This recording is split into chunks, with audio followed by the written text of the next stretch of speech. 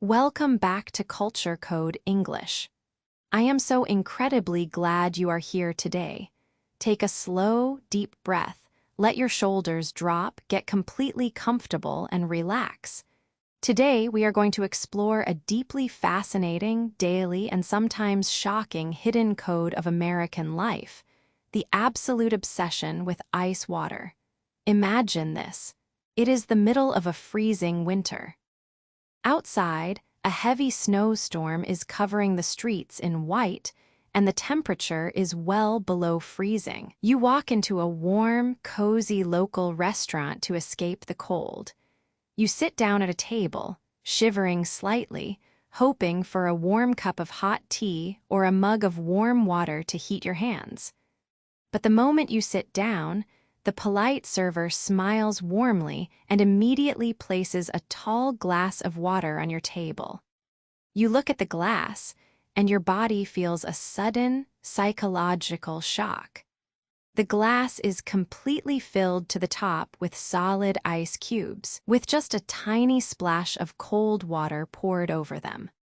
If you come from a culture, especially in Asia or parts of Europe, where warm water or hot tea is served as a natural way to protect your digestion and warm your body, this experience can feel like a physical attack. You might think, are these people crazy? Why do Americans drink ice-cold water when it is freezing outside? Why do they expect ice cubes in every single beverage, from water and soda to cold brew coffee? But to understand America, you must understand this truth. To an American, water is not truly water unless it is freezing cold. If you serve an American a glass of room temperature water, they will often look at it with suspicion. To them, room temperature water feels flat, stale, and completely unrefreshing. In American households, refrigerators are manufactured with built-in ice dispensers on the doors, allowing family members to access crushed or cubed ice at the touch of a button, 24 hours a day, all year round. This is not just a modern convenience. It is a deep cultural habit. In many ancient traditions, like Ayurveda or traditional Chinese medicine, cold water is believed to shock the internal organs and slow down metabolism.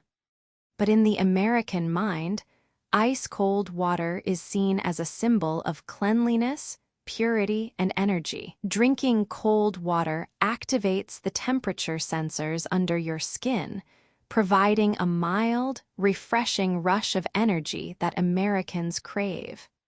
How did a nation develop such a fanatical love for frozen water? The answer is not a modern accident. It is a fascinating story of wealth, class, and a brilliant 19th century businessman who literally sold winter to the world. To discover the true reason why Americans expect ice in every glass, we must travel back to the early 19th century. We must meet a highly stubborn, brilliant Boston businessman named Frederick Tudor, who would eventually be known to the world as the Ice King. In the early 1800s, drinking warm or room temperature beverages was the absolute norm everywhere in the world. Ice was seen as a temporary winter nuisance, something that blocked roads and made life difficult. But Frederick Tudor looked at the frozen ponds of New England and saw something completely different. He saw frozen gold. Tudor had a wild, almost crazy idea. What if I harvest this winter ice from Massachusetts, pack it into giant wooden ships, and sail it to hot climates like the American South, the Caribbean, and even as far as India? When he shared his plan, his family and friends laughed out loud. They thought he had lost his mind. How can you ship solid ice across thousands of miles of hot ocean without it melting into warm water? They asked. Indeed, his first few shipments were complete disasters. The ice melted, his ships ruined, and Tudor lost all his money. He was thrown into debtor's prison multiple times. But Tudor possessed the ultimate, stubborn American drive. He refused to give up. He experimented with different insulation materials and discovered that wrapping the giant blocks of ice in dry wood sawdust kept them frozen for months, even in the middle of a sweltering summer ocean. However, his biggest obstacle was not the shipping. His biggest obstacle was the psychology of the consumer. People in hot climates did not even know what to do with ice. They had never seen it before. Many doctors warned that drinking ice-cold liquids in the middle of a hot summer would shock the system and cause sudden death. Tudor had to create a thirst that did not exist. He walked into local bars, hotels, and restaurants in hot southern cities and offered them free ice for a year. He taught bartenders how to use crushed ice to create cold, refreshing cocktails like the mint julep. He showed cafe owners how to make ice-cold ice cream. Once people tasted the incredible, shocking luxury of a freezing cold drink in the middle of a sweltering, 100-degree summer afternoon, they were instantly hooked. They could never go back to warm drinks. The luxury quickly became an absolute daily necessity. Tudor eventually became one of America's very first millionaires.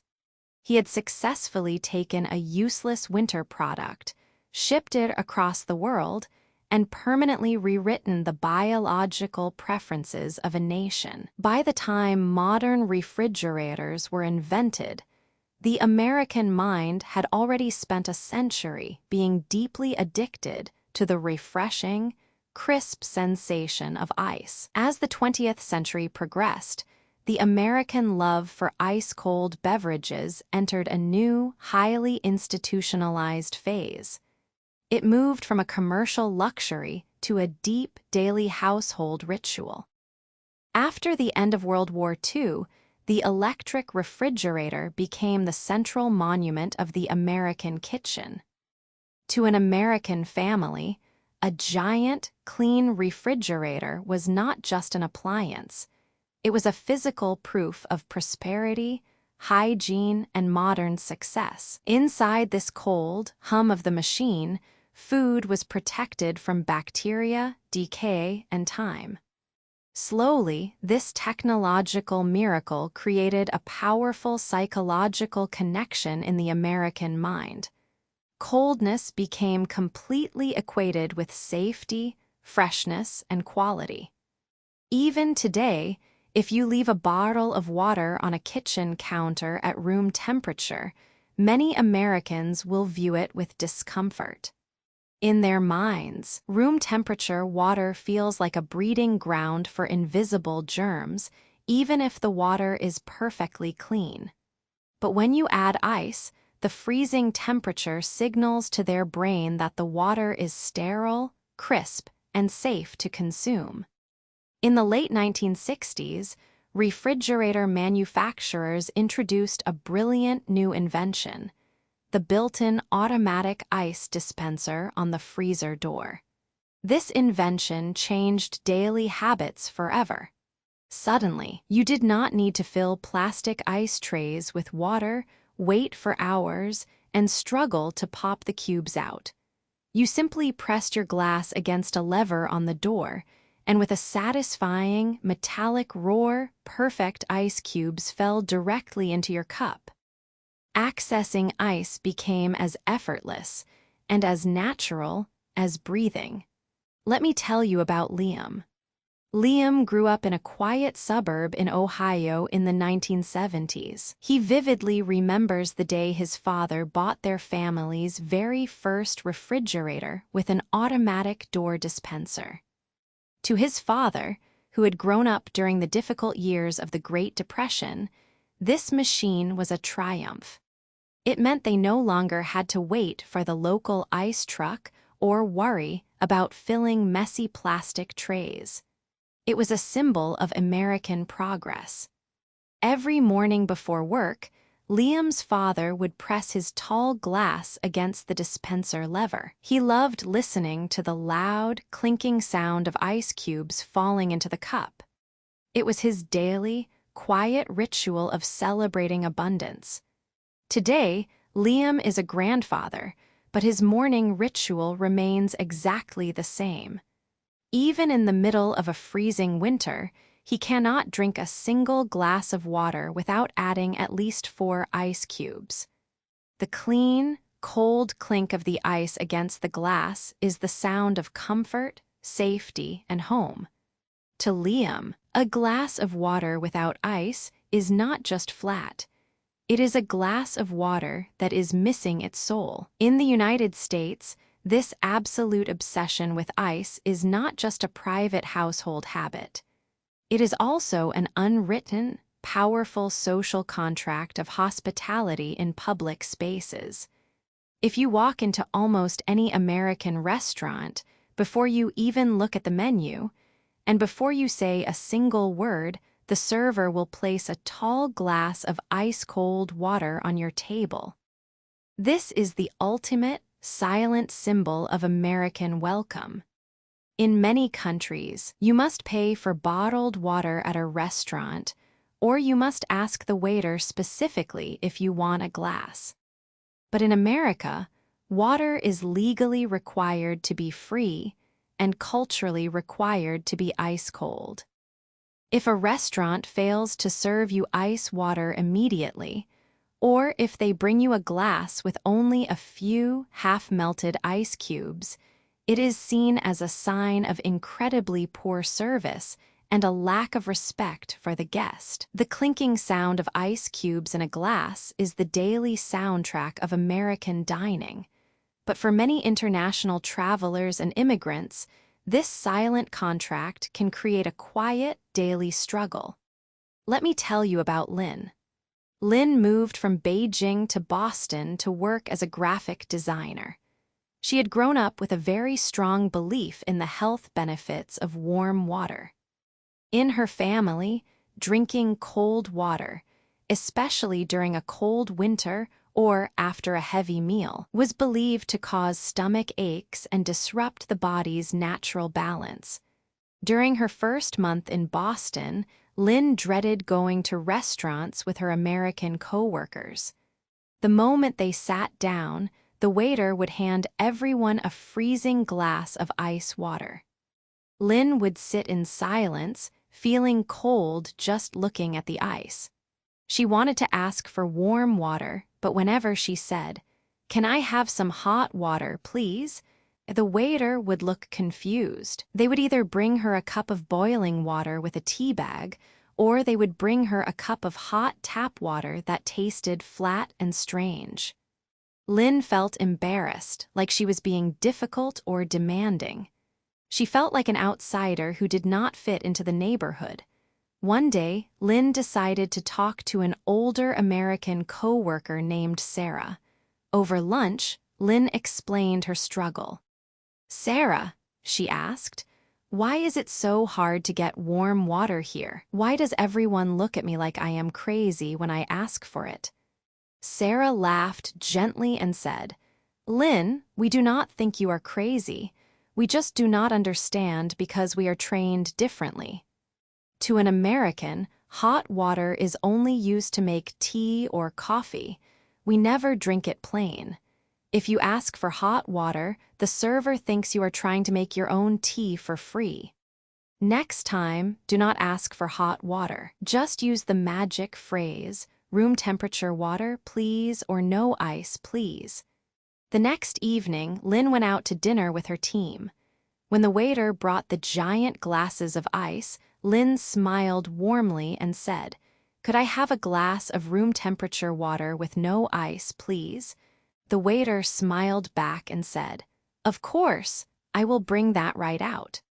A few minutes later, Lynn had her glass of room temperature water. She sat comfortably, enjoying her warm drink, while her coworkers enjoyed their glasses of solid ice.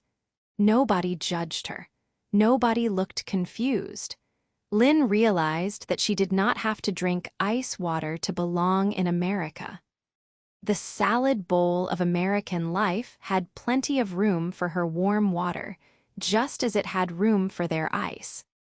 Once she learned the simple social code, she stopped feeling like an anxious tourist and started feeling like a confident resident of her new home. How can you use this knowledge to navigate the unique American obsession with ice water?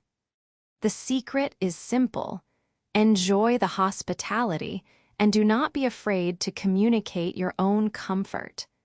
When you go about your week in America, try to see the big picture. When you sit at a local restaurant and a server places a freezing glass of ice water on your table, you are not just looking at a glass of water. You are experiencing how Americans celebrate the legacy of their history, how they turned a difficult winter nuisance into a global business, how they made the refrigerator the proud monument of their household prosperity, and how they used the cold clink of ice as a silent handshake of welcome. You do not need to drink freezing water to fit in. If you prefer your water warm, simply use the magic phrases we learned today. No ice, please. Or, could I have some room temperature water, please? Americans respect direct communication, and they will happily bring you exactly what you need. Look how far you have already come in this video. You have been listening to this real, natural, and deep English story for many minutes now. You did not have subtitles on, and yet you followed the narrative effortlessly. Your ears are naturally adapting to the speed, the intonation, and the flow of the language. You are doing an amazing job. Be patient with your brain. Language learning is not a sprint. It is like watching a beautiful oak tree grow. Every story you listen to, every cultural blueprint you explore, and every minute you spend here is quietly building your ear muscles and making you a stronger, more confident English thinker. Consistency is the ultimate key to success. You do not need to study for hours until you feel completely exhausted. Just 10 or 15 minutes of active, quiet listening every single day is enough to create extraordinary results over time.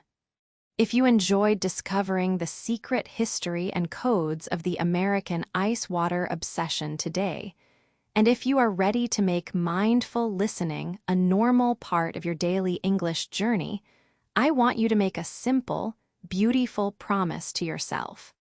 Leave a small mark of your progress in the comments below right now. Type, "I am learning every day" in the comments. By writing these 5 words, you are telling your brain that you are growing. You are celebrating a small victory on your path to natural fluency. Thank you so much for spending this peaceful, meaningful time learning with me today on Culture Code English. Keep listening, keep practicing with patience, and never lose your curiosity. I look forward to exploring another beautiful piece of our world with you very soon. Have a wonderful, relaxing evening, and keep using English every single day.